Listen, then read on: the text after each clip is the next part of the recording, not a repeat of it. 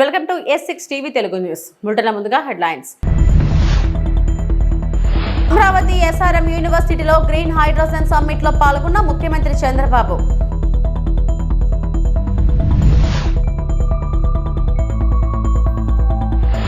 ఓటేసిన పాపానికి కాంగ్రెస్ కాటేస్తుందని బాధపడుతుందన్న Congress working president KTR.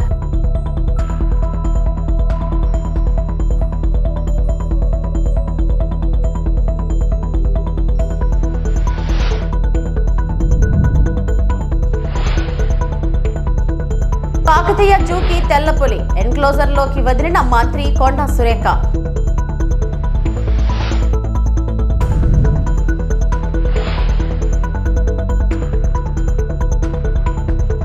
Warming నేపథ్యంలో గ్రీన్ హైడ్రోజన్ కు ప్రాధాన్యం పెరిగిందని, విద్యుత్ తయారీ సంస్థలు దీనిపై పరిశోధనలు చేయాలని ముఖ్యమంత్రి చంద్రబాబు అన్నారు.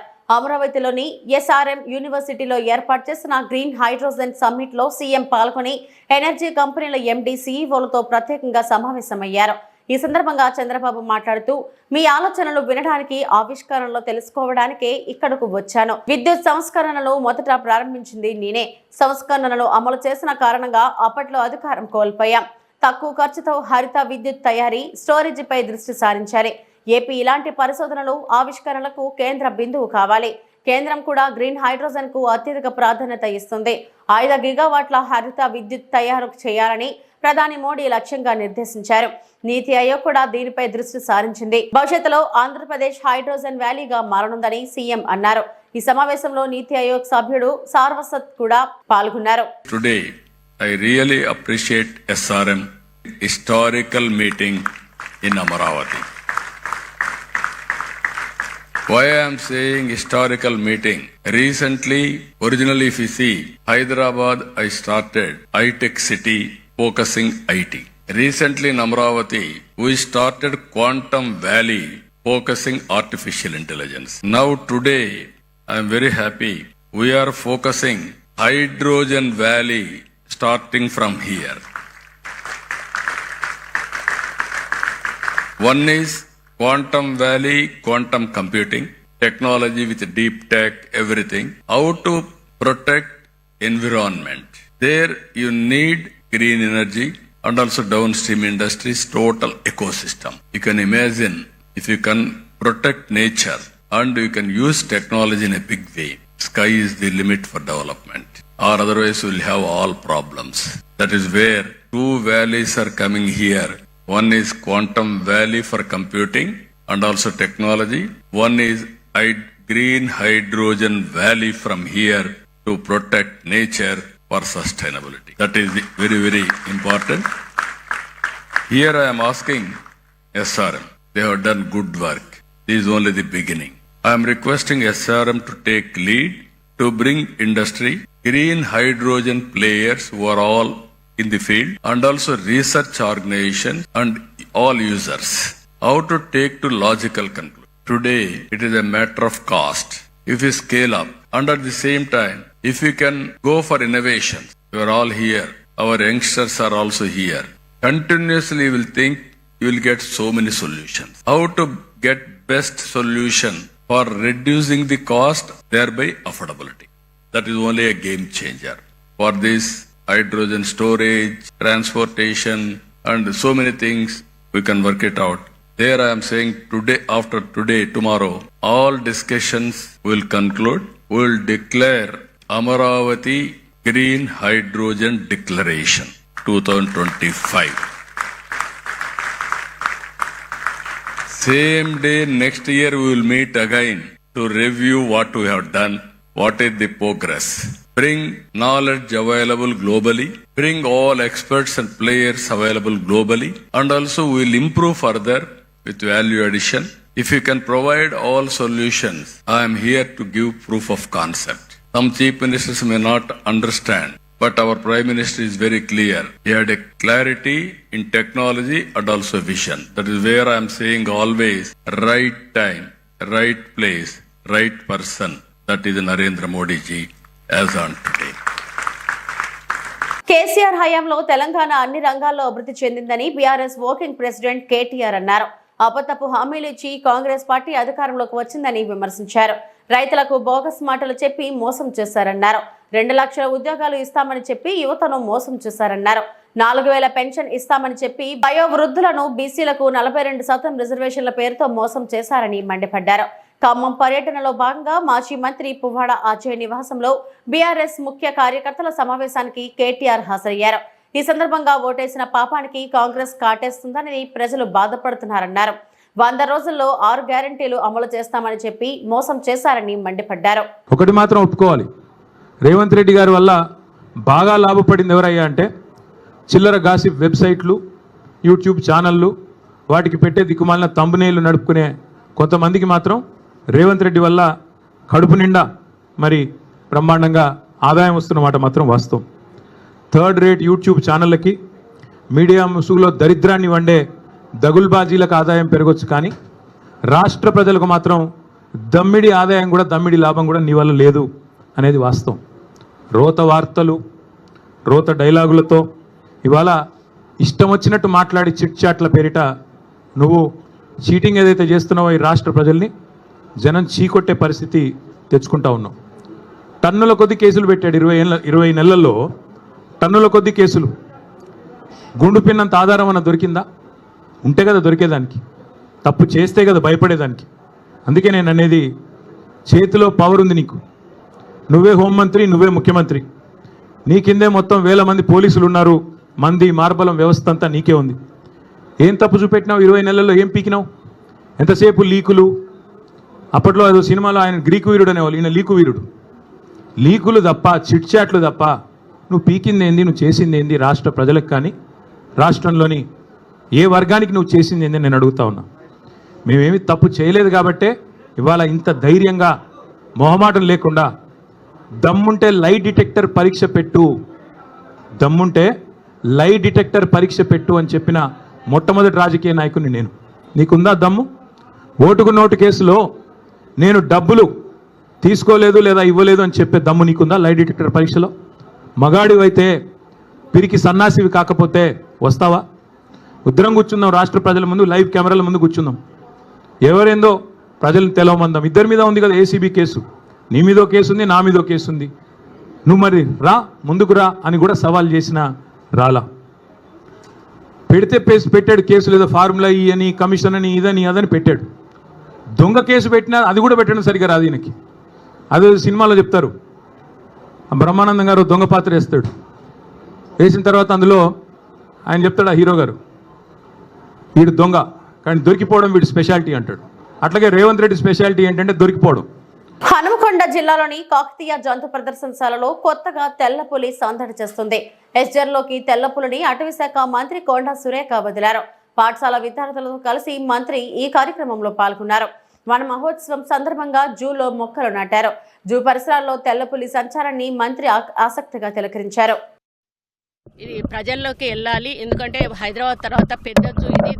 ఇక్కడ నుంచి మన వాళ్ళు చాలా మంది హైదరాబాద్కి వెళ్తూ ఉంటారు. మనం వరంగల్ జూనే ఒక పర్యాటకుల కేంద్రంగా మార్చినట్టయితే స్కూల్ పిల్లలు ఇక్కడికే వచ్చి ఇక్కడే చూసి వెళ్లే విధంగా మేము దీన్ని ఇంకా మోడర్నైజ్ చేసి ప్రజలకు అందించాలనేటువంటి ఒక లక్ష్యంతో ఈ కార్యక్రమాన్ని తీసుకోవడం జరిగింది. ఇక్కడ ఆఫీసర్స్ కూడా చాలా ఇంట్రెస్ట్ తోటి ఈ జూ డెవలప్మెంట్ కోసం పనిచేస్తూ ఉన్నారు. ఇంకా రాబోయే రోజుల్లో ఏది అవసరమైనా కూడా యాజ్ ఫారెస్ట్ మినిస్టర్గా నేను నా యొక్క సహకారం 100% కూడా ఉంటుందని తెలియజేస్తా ఉన్నాను. చెట్లను పెంచండి, అమ్మ పేరు మీద ఒక చెట్టు అని ఒక ప్రధానమంత్రి గారు ఎట్లా అన్నారో అదే పద్ధతిలో మేము 18 కోట్ల చెట్లకు ఈసారి మేము టార్గెట్ పెట్టుకున్నాము. లాస్ట్ టైం 95% రీచ్ అయ్యాము. ఈసారి 100% రీచ్ అవ్వడానికి కూడా మేము ప్రయత్నం చేస్తూ ఉన్నాము. అక్టోబర్ 2వ తేదీ కల్లా రాష్ట్ర వ్యాప్తంగా ఉన్న చెత్తను పూర్తి స్థాయిలో తొలగిస్తామని మంత్రి నారాయణ చెప్పారు. అనంతపురంలో మున్సిపల్ డంప్ యార్డ్ లో బయో మైనింగ్ ను ఆయన ప్రారంభించారు. వచ్చే 2 ఏళ్లలో రాష్ట్రంలోని ప్రతి ఇంటికి కుళాయి కనెక్షన్ ఇస్తామని నారాయణ స్పష్టం చేశారు. 85 లక్షల టన్నులు తొలగించాలని ఆదేశించారు. దాని మీద యాక్చువల్ వర్కౌట్ చేసి టెండర్లు పెద్ద పెద్ద కంపెనీలు పిలిచాము, వాళ్ళందరికి ఇచ్చాం. రోజుకి 46,000 టన్నుల లెగసీని బయటికి పంపిస్తున్నారు. ప్రతిరోజు 46,000 టన్నులు. 85 లక్షల టన్నులలో 85 లక్షల్లో 50 లక్షలు పూర్తి చేశాం. మరొక 35 లక్షలు చేయాలి. అవి కూడా వచ్చి అక్టోబర్ 2కి అయ్యేటట్టుగా ఈరోజు మున్సిపల్ శాఖ చేస్తుంది. ప్రతి ఇంటికి, వీధికి కాదు, ఇంటికి ట్యాప్ కనెక్షన్ ఉండాలి. ట్యాప్ కనెక్షన్ ఉండే విధంగా వర్క్ చేయమంటే నేను 2019 ఫిబ్రవరి అప్పుడు నేనే మంత్రిని శాఖకి 5,350 కోట్లతో ఏషియన్ ఇన్ఫ్రాస్ట్రక్చర్ ఇన్వెస్ట్మెంట్ బ్యాంక్ లో శాంక్షన్ చేయించాం. 70% వాళ్ళు ఇస్తారు, 30% మనం. అది రీపేమెంట్ 30 సంవత్సరాలు రాష్ట్ర ప్రభుత్వం కడుతుంది. చేస్తే ఫస్ట్ ఇన్స్టాల్మెంట్ వాళ్ళు ఇచ్చారు. కానీ అప్పుడున్న రాష్ట్ర ప్రభుత్వం, గత ప్రభుత్వం మ్యాచింగ్ ఫండ్ 30% అది పోయింది. మళ్ళా ఈ ప్రభుత్వం వచ్చిన తర్వాత ముఖ్యమంత్రి గారు దాన్ని మళ్ళా కేంద్రంతో మాట్లాడి ఎన్డీఏ ప్రభుత్వంతో, ఎన్డీఏలో ఉన్నాం కాబట్టి దాన్ని మళ్ళా రివైజ్ చేయించారు. దాని టెండర్ కూడా ఈ నెలాఖరాకు వస్తుంది. అదేవిధంగా అమృత స్కీమ్ 8,500 కోట్లతో కేంద్ర ప్రభుత్వం ఇచ్చిన ప్రాజెక్ట్ 2020లో. అది ఎందుకు ఇచ్చిందంటే ప్రతి ఇంటికి ట్యాప్ కనెక్షన్ ఉండాలని. దానికి ఫస్ట్ ఇన్స్టాల్మెంట్ వాళ్ళు ఇచ్చారు. గత ప్రభుత్వం మ్యాచింగ్ ఫండ్ ఇక అది కూడా ఆగిపోయింది. దాన్ని కూడా రివైజ్ చేసి టెండర్లు పిలిచాం. ఈ నెల 28వ తేదీ టెండర్ రీఓపెన్ చేస్తున్నాం. రీఓపెన్ చేయగానే వెంటనే 8,500 కోట్లకు సంబంధించిన ప్రాజెక్ట్ ని టేకాఫ్ చేసి రాబోయే 2 సంవత్సరాల్లో ప్రతి ఇంటికి ట్యాప్ కనెక్షన్ వస్తుంది. ఆషాఢ మాసం పురస్కరించుకుని తణుకు మండలంలో వేంచేసిన పలు దేవాలయాల్లో ఎమ్మెల్యే ఆరిమిల్లి రాధాకృష్ణ, సతీమణి కృష్ణ తులసి ఆధ్వర్యంలో శుక్రవారం ప్రత్యేక పూజలు నిర్వహించారు. తొలుత తణుకు మండలం వేల్పూరు గ్రామంలో వేంచేసిన మహాలక్ష్మి అమ్మవారిని దర్శించుకుని సతీ సమేతంగా అమ్మవారికి సారే పట్టు వస్త్రాలు సమర్పించారు. ఈ సందర్భంగా మహాలక్ష్మి అమ్మవారు శాకంబరి దేవి అలంకరణలో దర్శనమిచ్చారు. అనంతరం తణుకు మండలం దువ్వ గ్రామంలో వేంచేసిన దానేశ్వరి అమ్మవారిని దర్శించుకున్నారు. అంతకుముందు గ్రామంలో భారీగా తరలివచ్చిన మహిళలతో కలిసి కావిడి మోసిన ఎమ్మెల్యే రాధాకృష్ణ దంపతులు అనంతరం అమ్మవారికి సారే పట్టు వస్త్రాలను సమర్పించారు. కార్యక్రమంలో పెద్ద సంఖ్యలో భక్తులతో పాటు కూటమి నాయకులు, కార్యకర్తలు పాల్గొన్నారు.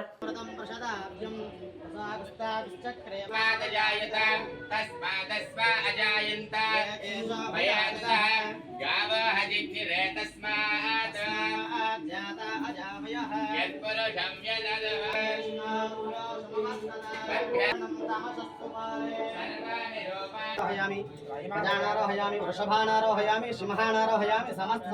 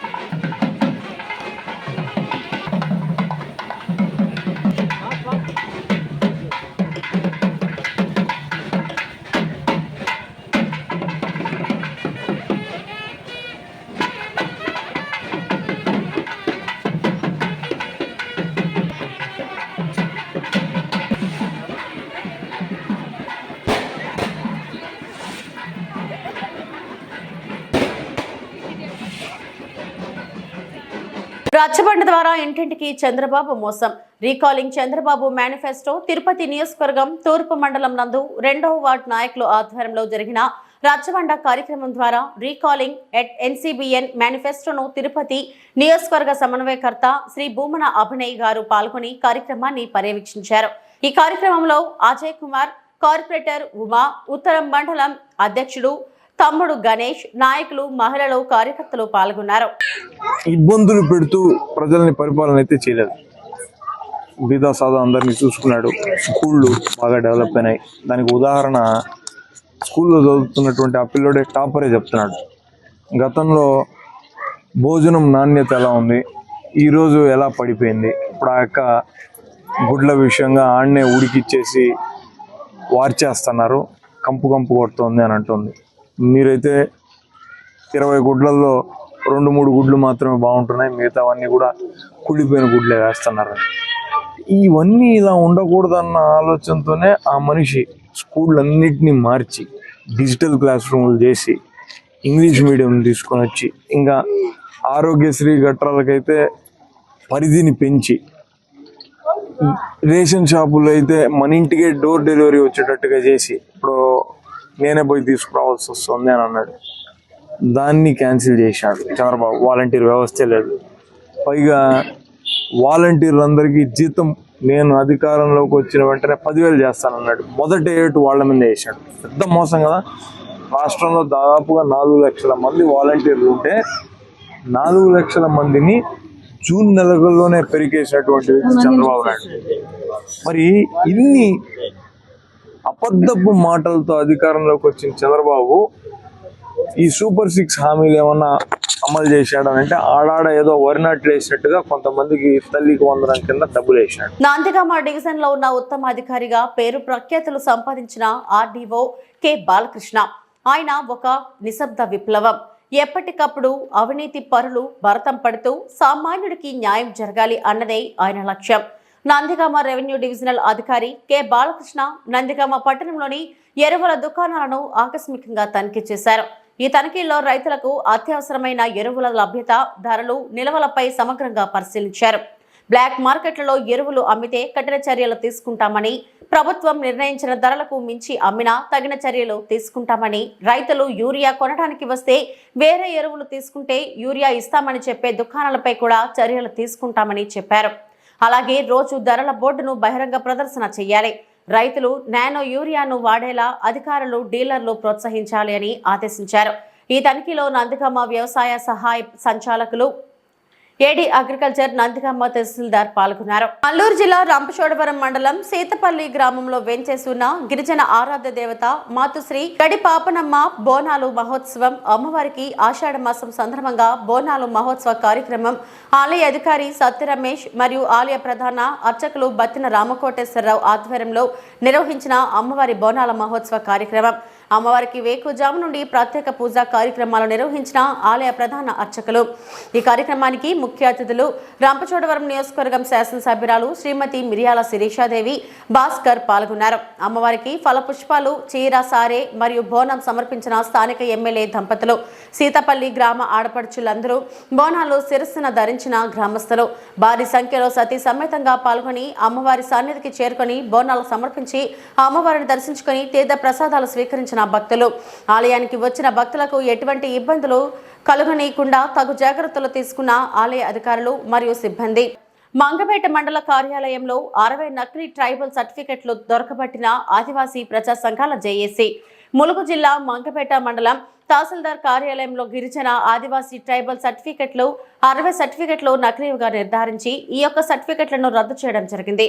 ఈ కార్యక్రమంలో ఏజేఏసీ అధ్యక్ష కార్యదర్శులు పోలేబోయిన ఆదినారాయణ, తాటి నాగరాజు దొర, కమిటీ సలహాదారులు తోలెం నరసింహారావు దొర, నల్లబోయిన లక్ష్మణ్ దొర, మారబోయిన గోవర్ధన్ దొర, పాయం వెంకన్న దొర, అన్నెబోయిన సమ్మయ్య దొర, తోలెం సుధాకర్ దొర, ఆకా తిరుమల నాయక్, చీమల నాగభూషణం దొర, గుండం పాపయ్య దొర, వట్టం శ్రీధర్ దొర తదితరులు పాల్గొన్నారు.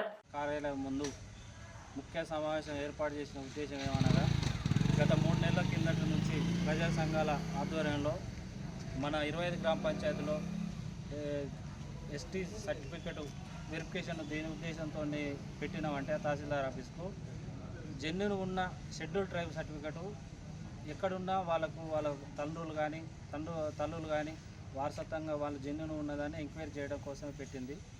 దీని ముఖ్య ఉద్దేశం ఏంటంటే వలస వచ్చిన గొత్త కోయలు కానీ ట్రైబల్ అమ్మాయి గిరిజనేతలు చేసుకొని మళ్ళీ ట్రైబల్ సర్టిఫికెట్ కావాలని చాలా దరఖాస్తులు వచ్చినాయి. అవి కూడా మా సంఘాలు, అన్ని సంఘాల దెబ్బ 1, దెబ్బ 2, దెబ్బ 3, మానేసీమ, ఆదివాసీ అయిన ఈ 5 సంఘాల ద్వారా ఉమ్మడిగా జేఐసీ ఏర్పాటు చేసుకొని అందరి సమన్వయంతో ఈ సర్టిఫికేట్ వెరిఫికేషన్ చేయడం జరిగింది.